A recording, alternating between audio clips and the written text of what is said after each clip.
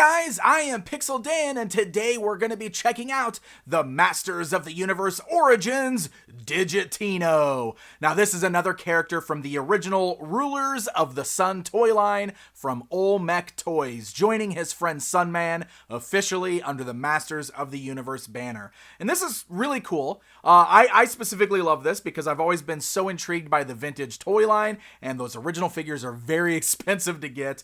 And it's kind of cool because Mattel is doing every one of those figures in the Masters of the Universe line, which just kind of diversifies the line, gives us more characters, and I'm all for it, man. So very excited to get this guy opened up. Worth noting, I have the trilingual packaging there because, again, if you've been watching these videos, that's what Big Bad Toy Store got, so that's what came in with my pre-order, which means my mini comic doesn't have words, which is unfortunate.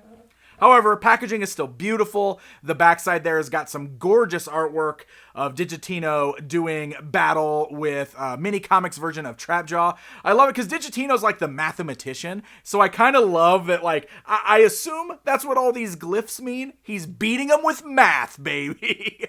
Also, I love that his glow-in-the-dark vest is like part of the artwork there, and you can see that he does have a glow-in-the-dark vest on the call out there. I love it. Hold him up really close to a light bulb with no shade on it, and you can get his glowing feature to work. That's what it says right there.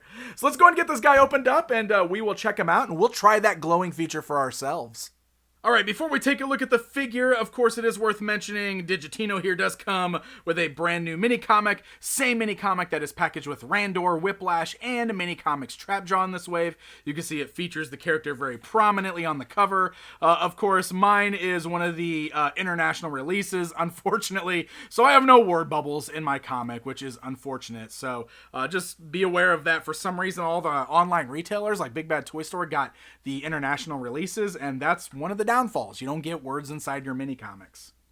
So let's go and take a look at the figure itself now. We'll go and bring in the tape measure just to show you guys that he measures up about to that 6-inch mark, just like all the figures in this lineup, because they can actually bend their knees, but they're in that 5.5 scale like the vintage Masters of the Universe line or the vintage Rulers of the Sun line from Olmec Toys, which is where this character comes from. DIGITINO is our mathematician. That's like his superpower, which is probably why he has these numbers on his armor there. I never really knew what the numbers actually stand for. I don't know if those mean something, 2117. But the armor is really unique. It looks a lot like the armor that was on the vintage figure, and as an added bonus, yes, this armor does glow in the dark, and it's got a really strong glow to it. So very cool action feature there. Always love it when things glow in the dark on toys. So he does have a new head sculpt there, but aside from that, the body is shared with Sunman. So you'll notice that his belt, his wrist bracers, the boots, all of that stuff matches up with what we already saw with Sunman, with the same diamond and little star kind of emblems emblazoned on the sculpt there. But it is all new colors as well. But again, it does match up with what we saw on the vintage DIGITINO figure. And of course, articulation is exactly what you would expect. Ball joint at the head is removable, shoulders go outwards, forwards, backwards, swivels at the elbow, bend at the elbow, swivel at the wrist, hinge at the wrist, swivel at the waist. Of course, you can also remove the waist there. Legs go outwards, forwards, backwards, swivels at the knee, bends at the knee, swivel at the boots, and then the ankles move forwards and backwards and rock side to side. All the articulation feels nice and tight on these guys. I've been real happy with all the articulation on Origins, especially this year. Seems like they've really nailed that. And it's all interchangeable too, so you can do all your part swapping and everything as well. And the only accessory that this guy comes with, aside from his glow-in-the-dark armor, is this weird orange claw thing. It's a very interesting weapon, but again, does match up with the version from the vintage toy line, so you can put that in either one of his hands since he does have two gripping hands.